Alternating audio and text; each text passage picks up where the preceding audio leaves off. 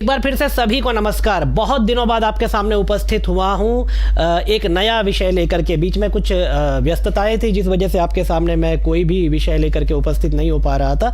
तो आज हम प्रारंभ करेंगे शिशुपाल वध महाकाव्यम का प्रथम सर्ग, जो कि प्रायः सभी परीक्षाओं में रखा गया है, उससे प्रश्न पूछे जाते हैं। तो आइए बिना किसी भूमिका के शिशुपाल वध महाकाव्य को प्रारंभ करते हैं। श्रियः पति श्रीमति शासितुं जगन्निवासो वसुदेव सद्मनि वसन्ददर्शावतरन्तमम्बरात् हिरण्यगर्भाङ्गभुवं मुनिं हरिः। श्रियः पति श्रीमति शासितुं जगत्। तो श्रियः पति श्रीमति शासितुं जगत, यहाँ पर महाकवि माघ ने वस्तु निर्देशात्मक मंगलाचरण किया है। तीन तरह का मंगलाचरण होता है। देखिए, आशीर्वादात्मक, ठीक है, पहला मंगलाचरण हो गया आशीर्वादात्मक। दूसरा होता है नमस्कारात्मक, और तीसरा मंगलाचरण होता है वस्तु निर्देशात्मक।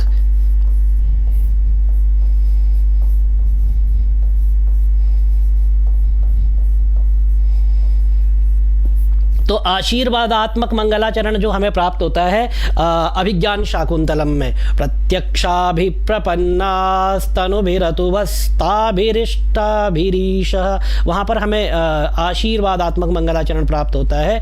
और या फिर आप उसमें देखिए, शंभोर्वः पातु शून्ये क्षण घटित लय ब्रह्मलग्न समाधि, ये मृच्छ घटिकम जो प्रकरण है उसमें भी हमें आशीर्वादात्मक मंगलाचरण प्राप्त होता है। और दूसरा मंगलाचरण है नमस्कारात्मक।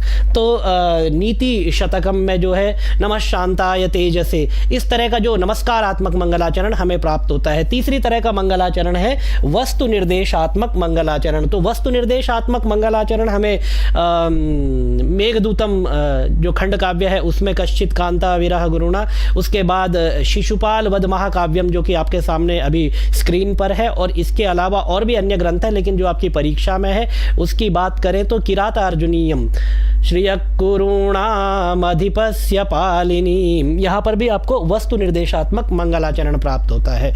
तो शास्त्रों का वचन है कि शुभ कार्यारंभे भगवत स्मरणम लोके शिष्ट परंपरा वर्तते।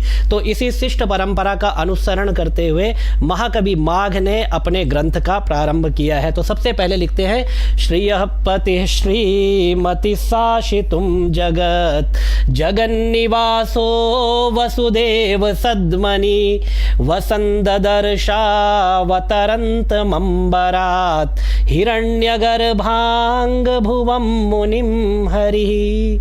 अब इसका एक बार सामान्य अर्थ देखते हैं। श्रियपति ही, श्रियपति श्रीपति, श्रियपति ही, श्रियपति ऐसे हरि, श्रियपति ऐसे हरि। तो ये हरि का विशेषण है, भगवान नारायण का विशेषण है जिनकी यहाँ पर बात की जा रही है। हरि ही, तो ये अंत में जो हरि है उसका विशेषण है यहाँ पर श्रियपति। श्रियपति हरि ही, श्रियपति हरि ने ददर्श, देखिए ददर्श, देखा, किसको देखा? मुनिम ददर्श, मुनि को देखा। श्रियपति हरि मुनिम ददर्श, श्रियपति हरि ने मुनि को देखा। देखिए श्लोक का अर्थ निकल के आ गया। संपूर्ण श्लोक में महाकवि माघ यही कहना चाहते हैं कि हरि ने मुनि को देखा। अब यहाँ पर जितने भी प्रथमांत पद होंगे वो सभी हरि के विशेषण होंगे, और जितने भी द्वितीयांत पद होंगे वो सभी मुनि के विशेषण होंगे, ठीक है। और इसके अलावा श्रियपति हरि मुनिम ददर्श। तो आइए देखते हैं, यहीं पर इसको समझने की कोशिश करते हैं एक बार, जैसे कि महाकवि माघ ने लिखा है उसके शब्दों के हिसाब से। श्रियपति हरि मुनिम ददर्श, मुनि को देखा। अब मुनि कैसे थे?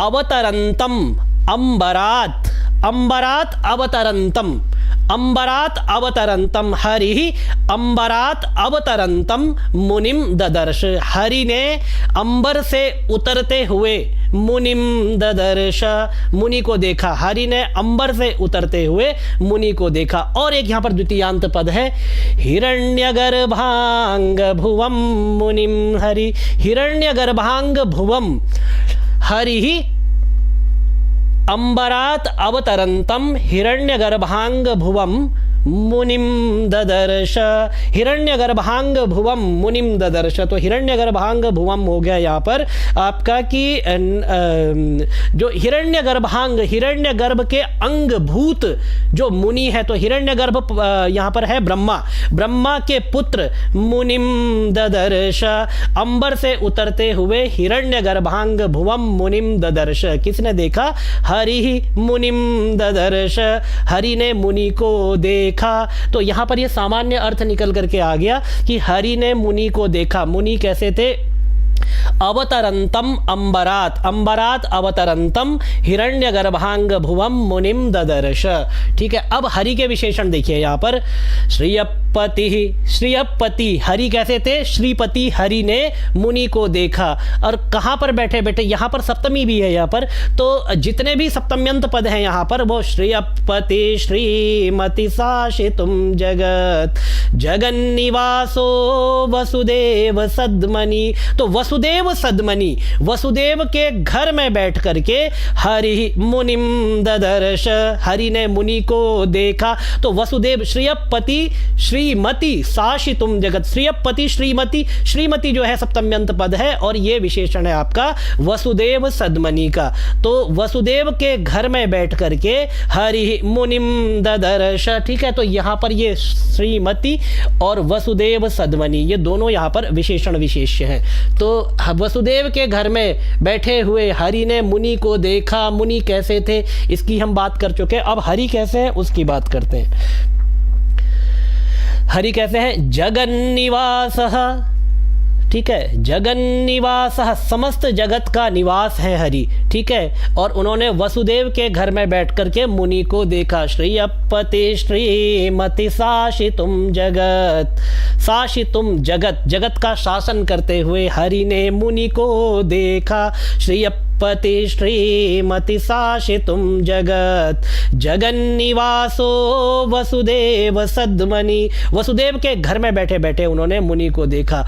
वसन ददर्शा, वसन बैठे हुए, यहाँ पर जो है वसन जो है ये क्षत्रिय प्रत्ययांत रूप है, वस क्षत्रिय।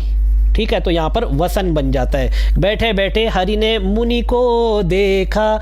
वसन ददर्शावतरंत मंबरात हिरण्यगर्भांग भुवम मुनिम हरि, हरि ने मुनि को देखा। अब आइए इसका एक बार सामान्य अर्थ, ये तो शब्द सा हमने अर्थ को समझने का प्रयास किया, एक बार जो हिंदी अर्थ यहाँ पर लिखा है उसको देख लेते हैं। आपकी स्क्रीन पर है, रुक्मणी के पति या लक्ष्मी के पति बता रहे हैं, जगत के आधारभूत। ठीक है, तो जगन निवास ये हो गया,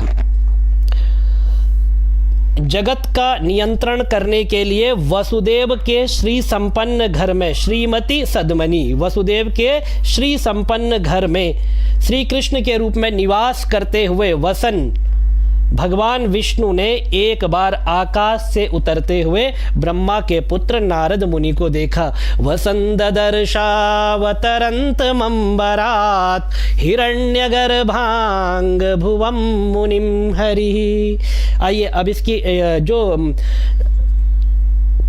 शिशुपाल वध पर जो अत्यंत प्रसिद्ध और सर्व प्राचीन टीका है उस टीका का नाम है सर्वांकशा टीका। सबसे पहले आता है श्रियः, श्रनयति हरिम इति श्रीः, श्रीय से क्विप प्रत्यय किया जाएगा तो यहाँ पर जो है आपका श्री बन जाएगा, श्रीय से क्विप प्रत्यय करेंगे। तस्याह श्रीमती, श्रीः अस्ति अस्मिन इति श्रीमत, श्री अस्ति अस्मिन इति श्रीमत, श्री शब्द से मतु प्रत्यय करेंगे तो श्रीमत बनेगा। तस्मिन शासितुम, सास धातु से तुमुन प्रत्यय करेंगे, शासितुम।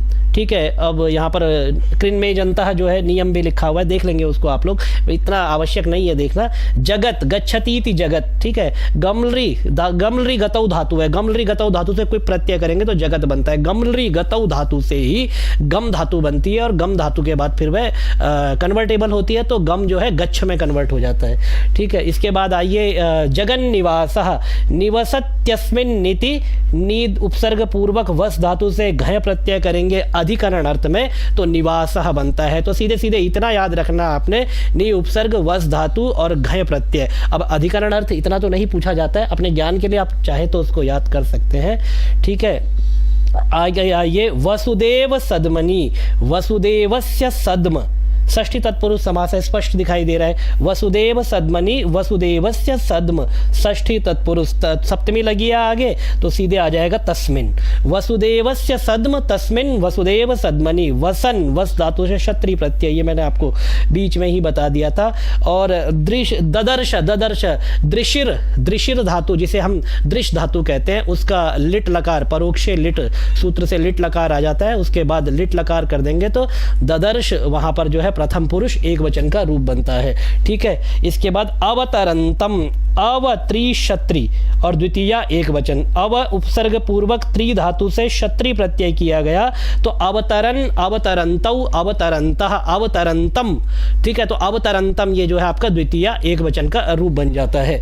अवतरंतम, अवतरंतम, हिरण्यगर्भांग भुवम हिरण्यस्य गर्भः इति हिरण्यगर्भः। ठीक है, हिरण्यमय जो हिरण्यांड है उसकी बात कर रहे हैं, तो इतना ज़्यादा डिटेल में नहीं आएगा। हिरण्यस्य गर्भः इति हिरण्यगर्भः। ठीक है, षष्ठी तत्पुरुष समास है, स्पष्ट यहाँ पर। तस्य अंगम, फिर षष्ठी तत्पुरुष तस्मात् भवतीति हिरण्यगर्भांग भू, उपपद समास है। ठीक है, और ये इतना इंपॉर्टेंट लग नहीं रहा है, अथवा छोड़ दीजिए, इतना ज़्यादा आप करेंगे तो बहुत ज़्यादा हो जाएगा। हरि हरति इति हरि, जो पापों का हरण करे उसको हरि कहते हैं। ठीक है, तो प्रायः इसमें जितने महत्वपूर्ण पारिभाषिक शब्द आए थे सबका यहाँ पर हमने व्याकरण देख लिया। वीडियो को 2-3 बार देखिए, आपको याद हो जाएंगे।